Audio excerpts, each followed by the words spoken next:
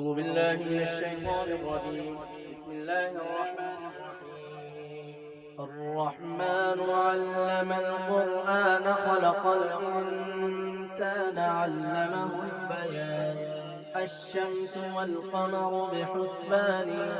والنجم والشجر يسجدان والسماء رفعها ووضع الميزان ألا تطغوا في الميزان وأقيموا الوزن بالقسط ولا تخسروا الميزان والأرض وضعها للأنام فيها فاكهة والنخل ذات الأكمام والحب ذو العصف والريحان فبأي آلاء ربكما تكذبان خلق الإنسان من صلصال كالفخار وخلق الجان من مارد من نار فبأي آلاء ربكما تكذبان رب المشرقين ورب المغربين فبأي آلاء ربكما تكذبان مرج البحرين يلتقيان بينهما برزخ لا يبغيان فبأي آلاء ربكما تكذبان يخرج منهما اللؤلؤ والمرجان فبأي آلاء ربكما تكذبان وله الجوار المنشآت في البحر كالأعلام فبأي آلاء ربكما تكذبان كل من عليها فان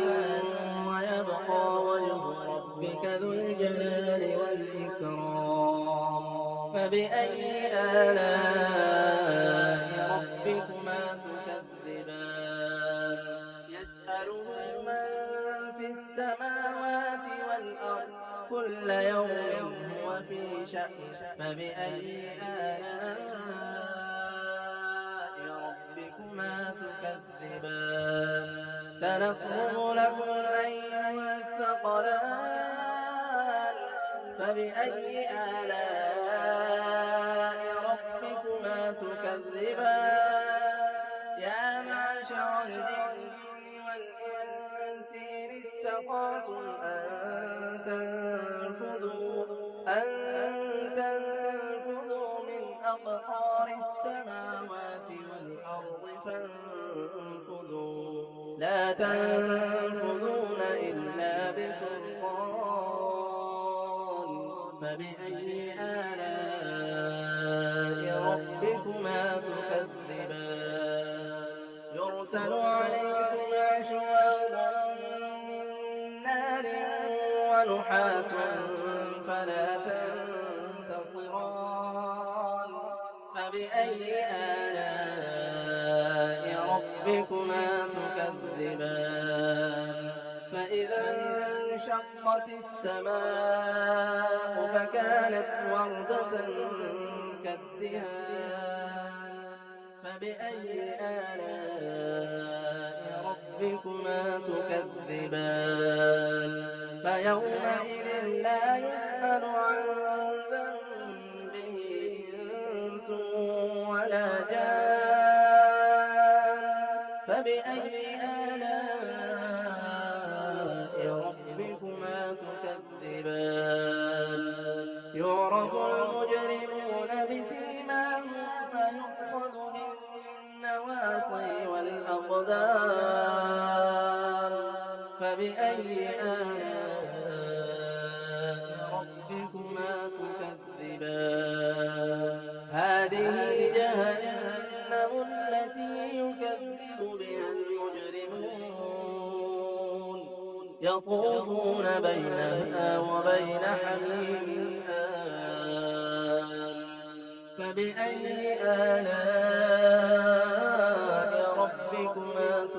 تكذبان ولمن خاف مقام ربه جنتان فبأي آلاء ربكما تكذبان ذواتا أفنان فبأي آلاء ربكما تكذبان فيهما عينان تجريان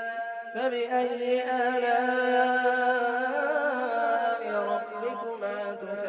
تكذبان فيهما من كل فاكهة زوجان فبأي آلاء ربكما تكذبان متكئين على فرش بطائنها من استبرق وجنى الجنتين دان فبأي آلاء ربكما تكذبان فيهن قاصرات الطرف لم يطمثهن إنس قبلهم ولا جان فبأي آلاء ربكما تكذبان كأنهن الياقوت والمرجان فبأي آلاء ربكما تكذبان هل جزاء الإحسان إلا الإحسان فبأي آلاء ربكما تكذبان ومن دونهما جنتان فبأي آلاء ربكما تكذبان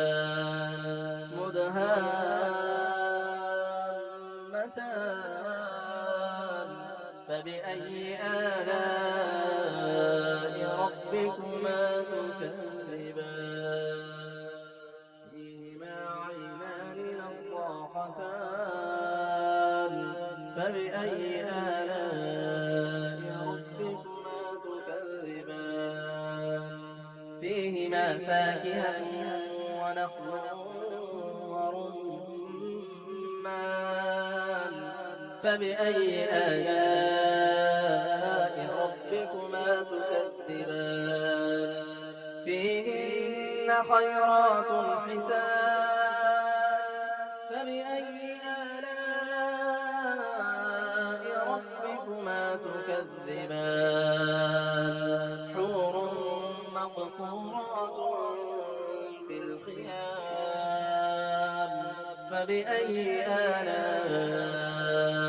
ربكما تكذبان لم يطلقهن إنس قبلهم ولا جان فبأي آلاء ربكما تكذبان متكئين على رفرف خضر وعبقري حسان فبأي آلاء ربكما تكذبان تبارك اسم ربك ذي الجلال والإكرام